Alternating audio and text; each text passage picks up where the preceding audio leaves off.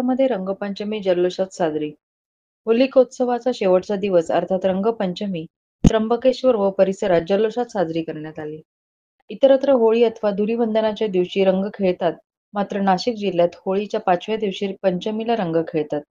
त्यामुळे आज संपूर्ण जिल्हा विविध रंगांच्या रंगात न्हाऊन निघाला. त्र्यंबकेश्वरमध्ये सकाळपासूनच बालगोपाळांच्या रंगपंचमीला सुरुवात झाली. विविध रंगांच्या पाणी बाटल्या, विविध प्रकारच्या पिचकाऱ्यांमध्ये रंग भरून आपल्या सहकाऱ्यांना भिजवण्याचा त्यांचा खेळ सुरू झाला.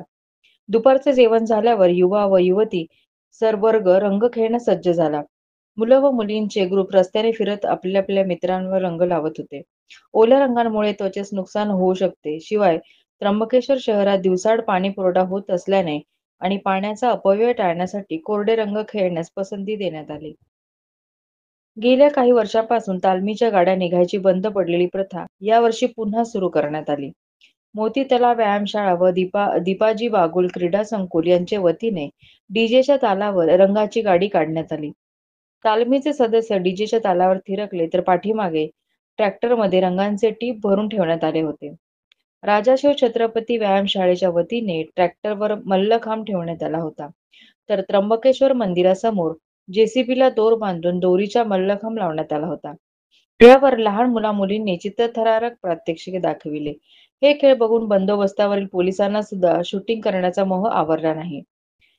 वस्ताद डॉ. सत्यप्रिय शुक्ल, विष्णुपंत गाजरे परिस्थितीवर लक्ष ठेवून होते.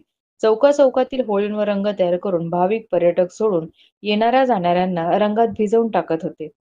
श्री सत्यनारायण मंदिराजवळ तसेच गंगा स्लॅबवर रेन डान्सचे आयोजन करण्यात आले होते. त्र्यंबकेश्वर मंदिरात सुद्धा रंगपंचमीचा फीवर दिसून आला. प्रदोष पुष्प पूजक डॉ. ओंकार आराधी यांनी भगवान त्र्यंबकेश्वराच्या मुखवट्यास केशरी रंगाचा शृंगार केला होता. डीजेच्या तालावर येथे तरुणाई थिरकली. पोलीस निरीक्षक विपिन शेवाळे व सहकाऱ्यांनी चोख बंदोबस्त ठेवला होता. सूर्यास्तानंतर रंग खेळून झाल्यावर लहान थोर मंडळींच्या विविध ठिकाणी पार्ट्यांचे आयोजन करण्यात आले होते. चंद्रमा पंडित, कबीर न्यूज नेटवर्क, त्र्यंबकेश्वर.